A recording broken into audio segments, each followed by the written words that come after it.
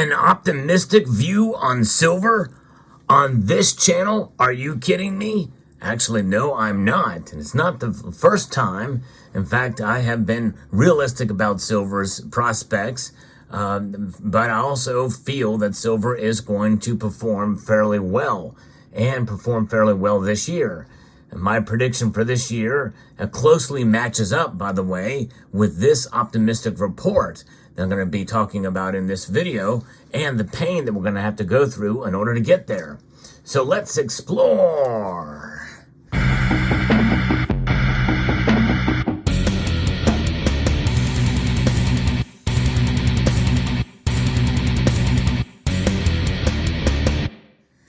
Yes, and pain is coming. I actually predicted that as well, too. I'm going to be reporting from an article from FX Street.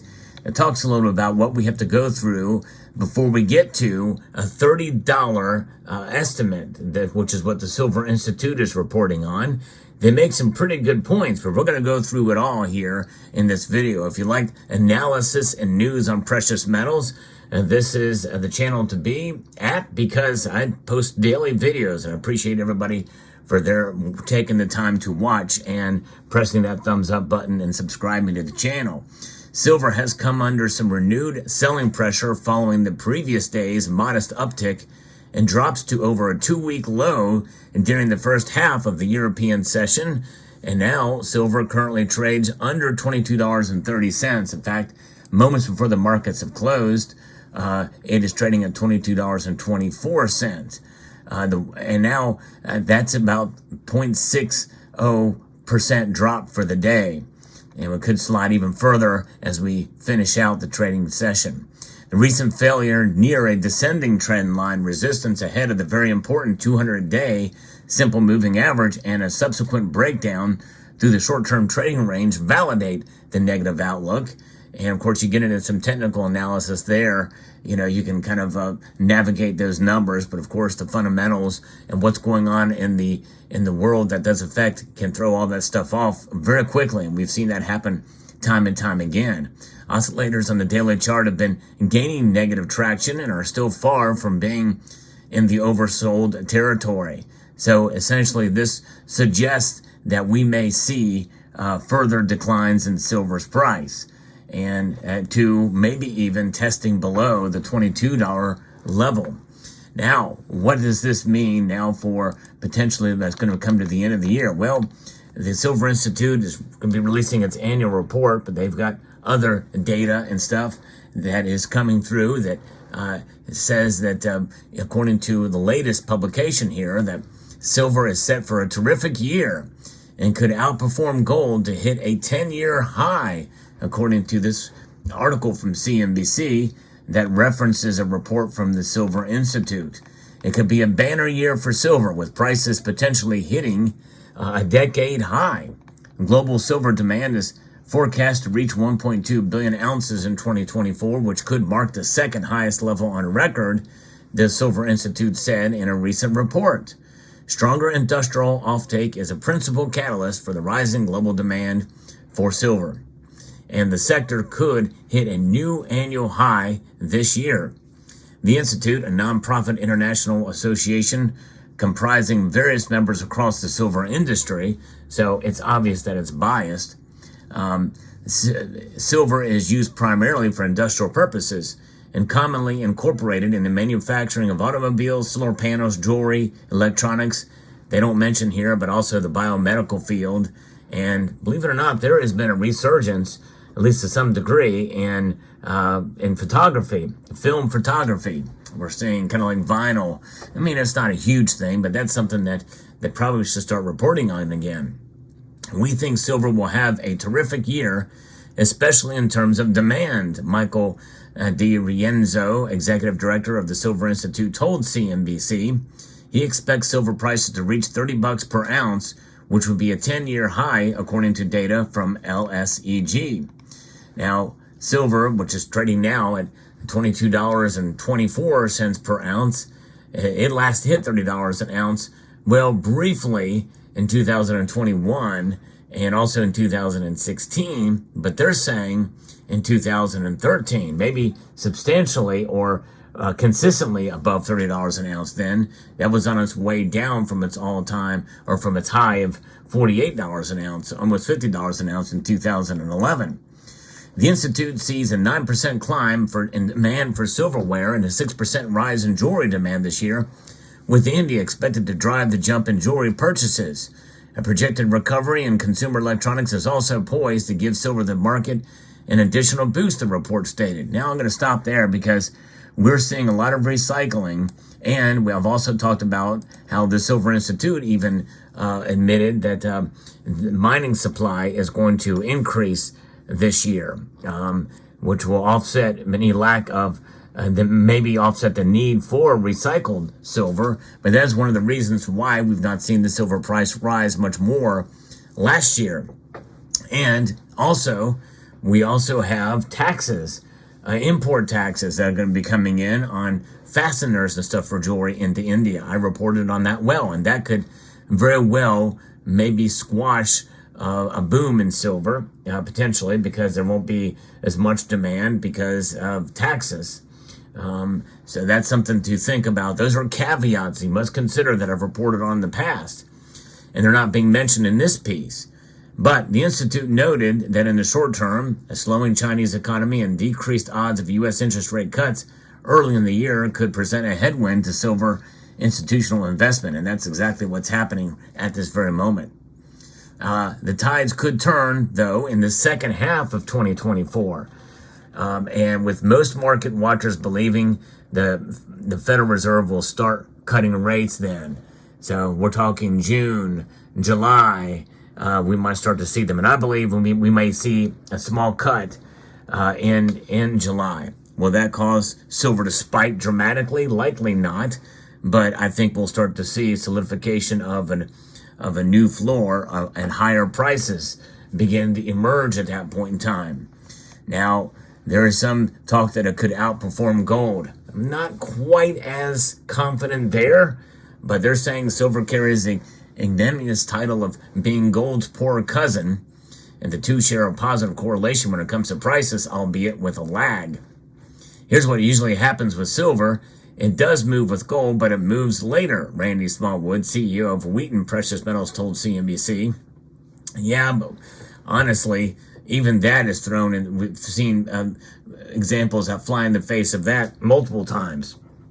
I mean, in both directions, silver outperforming gold on daily moves, but then only to be smashed down. And the next time there's a move up, silver doesn't perform as well, widening the gold to silver ratio.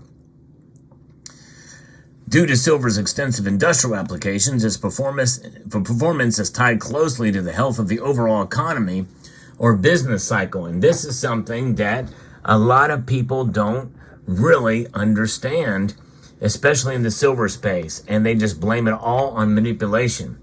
Of course, they don't understand my nuanced approach to manipulation. It is there, but a lot of that manipulation is really apparent through some of these economic numbers that are given to us, and as well as the derivative space with regards to other commodities. So it's manipulated like other commodities to the up and down side. But nonetheless, that is one of the big factors that we have in place here. Gold prices usually rise during times of economic weakness or uncertainty. So that's why the gap is wider for gold and silver. In that vein, silver is more sensitive to economic changes and more volatile than gold. It tends to outperform gold during periods of strong economic expansion, but underperforms when there is economic stress. But that's only so much. Sooner or later, silver's going to catch up there too. It's just a matter of how and when. Because I do believe in it that much that I think we want to see it start to transition to become trading like a monetary metal again. And that's really what we want to see. We want to see silver trade like a monetary metal. The new trend line for silver should be up. Speaking of trend lines, I want to make an effort here with this fidget spinner to make fidget spinners popular again. That's my main mission on this channel right now. Make fidget spinners great again. Put that in the comment section down below. This is a little inside joke. I posted this, or I showed this and made this sound on a live stream recently, and they wanted to see it, so there it is, a little fidget spinner action for you. So we'll have that in the background there so that you can watch and be mesmerized by it as we continue. So now this relationship between the gold and silver, the gold to silver ratio, which tracks how many ounces of silver it takes to buy 1 ounce of gold, there are 90 ounces of silver are needed to purchase 1 ounce of gold at this moment in time. Gold will shoot up first, and then you will see silver take off rapidly, and silver always outperforms. It's just late, said Smallwood. Well, that's oversimplifying it. We've not seen that to bear out to be the case, really, except for in 2011 and in 1980 and some other times, but it's really, I haven't really seen much indication of that, at least in recent years, the last 10 years at least, and they're using 10 years as a model here to really kind of give that. I mean, how much later and how does that play out? We also have inflation at play here too that not a lot of people are talking about, and it's not being discussed here. See, Smallwood says that adding that a $50 mark for silver is possible, but only after gold moves through $2,200. Well, I totally disagree with that. I think we're going to see $2,200 gold this year. I'd be shocked if we saw $30 silver with $2,200 gold. So I don't think we're anywhere near that yet, but we'll see how it plays out. But nonetheless, Silver Institute's Di Rienzo echoed similar sentiments. Silver indeed could outperform gold, especially when the Fed begins to ease rates.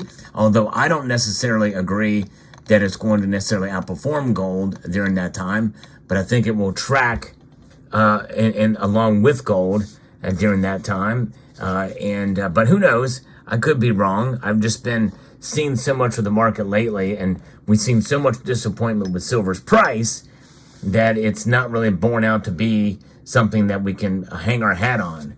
But what does this mean for you as a silver stacker? Keep your expectations low and keep your hopes realistic.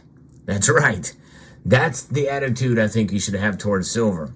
And given the nature of silver's price, I think it's a good idea to stack with 2 reasons in mind. Number one, as an inflation hedge, and that has to have a long-term mindset.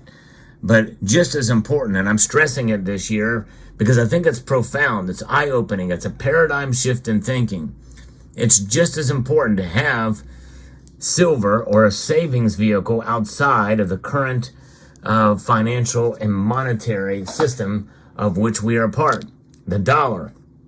We need to think about silver as a savings vehicle outside of the dollar. And having enough of that there, then the price becomes a little less important.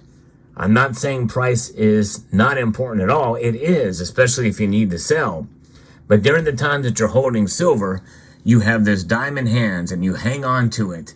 Unless there's a strategic move that you want to make and you have weighed out all the different options and possibilities there, then hang on to your silver.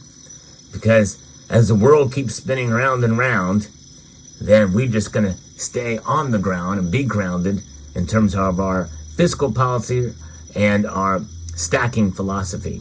Let me know what your thoughts are in the comment section below. I hope you found this video informative, insightful, and educational. And I think this video is going to go viral, and fidget spinners are going to become all the rage again. And it's going to be, you heard it right here first, folks. That's one prediction I'm going to make right here now that I know I'm going to be right on. Fidget spinners will become famous and popular again thanks to this channel. All right. By the way, I'm not sponsored by any fidget spinner manufacturer or any company or any institution that promotes fidget spinners. I'd like to extend a multitude of gratitude to each and every one of you for watching and to encourage you to please rate. Please share this video. Yes, share it on Twitter and other social media platforms. Comment and subscribe.